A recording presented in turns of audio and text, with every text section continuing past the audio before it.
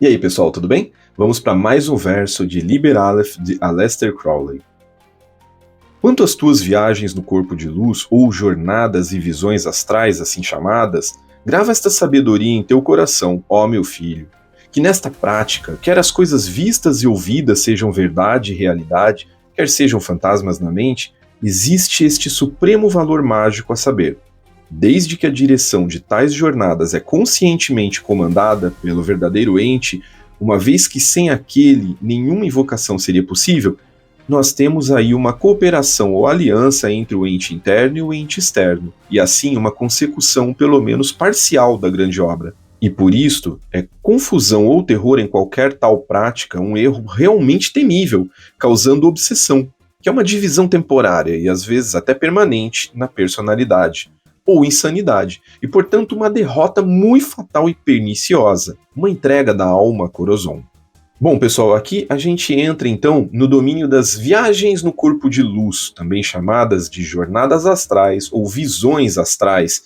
É uma prática sagrada e perigosa, uma ponte entre mundos, espelho, onde a alma busca reconhecer a sua face divina. Então, aqui Crowley coloca que não nos importa se o que a gente vê é real ou ilusório, porque a distinção entre realidade objetiva e imaginação é secundária, diante daquilo que realmente importa, que é a direção da vontade.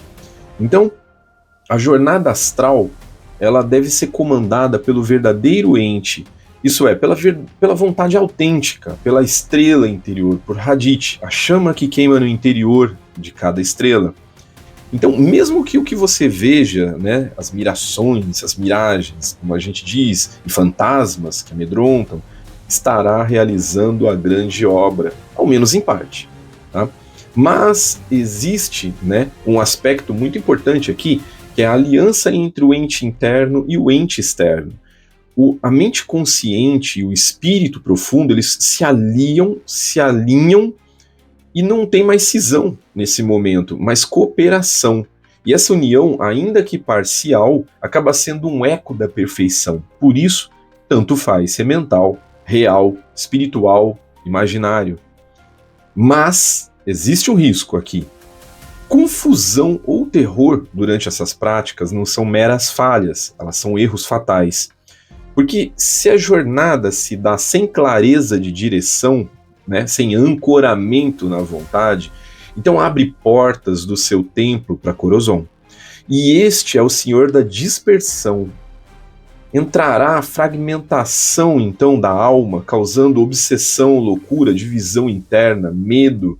E por que divisão interna? Porque esses fantasmas que você vê e você quer se afastar são aspectos interiores seus. E quando você se afasta de um aspecto interior seu, de uma outra face da qual você renega, então há uma divisão fractal do seu ente que deveria nesse momento estar se unindo, se amparando, se acolhendo, porque não há um e outro, há apenas um. Então perceba que a ideia dos fantasmas e terrores durante a viagem astral são evidência de uma quebra, de uma divisão interior, ou seja, a ruptura na porta do templo que permite a entrada de Corozon e te dispersa da sua vontade. E isso acontece quando você faz essa jornada astral, essa viagem astral, sem um propósito ancorado na vontade. Ou seja, não estou sem nada para fazer, vou ali fazer uma viagem astral. O risco, a falha fatal que Crowley nos traz. Espero que tenham gostado. Até o próximo verso e valeu, pessoal. Até mais.